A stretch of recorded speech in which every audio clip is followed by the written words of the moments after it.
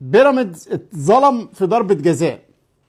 كان له ضربة جزاء واضحة جدا، عمر جابر نزل بالراجل. طب وانت ايه اللي مزعلك يا كابتن وشاغل دماغك ليه بالزمالك؟ اتفضل كمل. بيراميدز اتظلم في ضربة جزاء. كان له ضربة جزاء واضحة جدا، عمر جابر نزل بالراجل. يعني فيها مسك وشد ودفع، فيها كل أركان جريمة ضربة الجزاء. لكن محمد الغازي لا شاف ولا سمع. محمد الشناوي معاه في الفار، الراجل بتاع بورسعيد، لا شاف ولا سمع. ده هيبقى دور الغازي، وخدوا بالكم غالبا يعني زمان كان في دور البلتاجي، ده دور الغازي. الدور الغازي ده اتحط الراجل علشان في قرارين اوضح من بعض. غريبة جدا جدا جدا. انا يعني استغرب ان الراجل ده دولي، الا اذا كان فعلا متعرض تحت ضغوط ما يعرفش يصفر. ده 48 بنالتي بيراميدز، مخالفة صريحة جدا، دفع ومسك من عمر جابر مع زيكو. خبراء التحكيم اجمعوا عليها.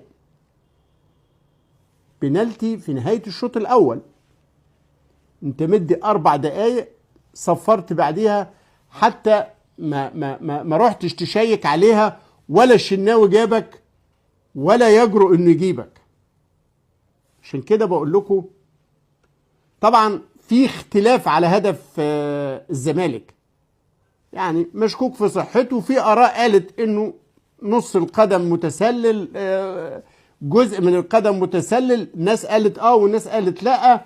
في النهاية مشكوك في صحته، لكن الثابت والمثبت والمؤكد واللي عليه اجماع، ضربة جزاء صحيحة لبيراميدز لم تحتسب، طرد كان واجب للونش لم يتم. بيراميدز لم تحتسب، طرد كان واجب للونش لم يتم. كارت اصفر في كارت اصفر في الوقت اللي اداه لاحمد سامي. الراجل الخواجه روشيتش دخل المؤتمر، المدير الفني البيراميدز دخل المؤتمر الصحفي شايط وهايج وراكبه 20 عفريت، وجايب اللقطة بتاعت الهدف للصحفيين، وبيقول انه الهدف فيه تسلل. دخل في حالة غضب شديد وقال انه بيراميدز قال لك المباراة فيها انحياز تحكيمي واضح جدا، وقرار الحكم بوجود حالة تسلل في هذا الزمالك كان يجب انه يكون. الراجل بيقول احنا بنتعرض للظلم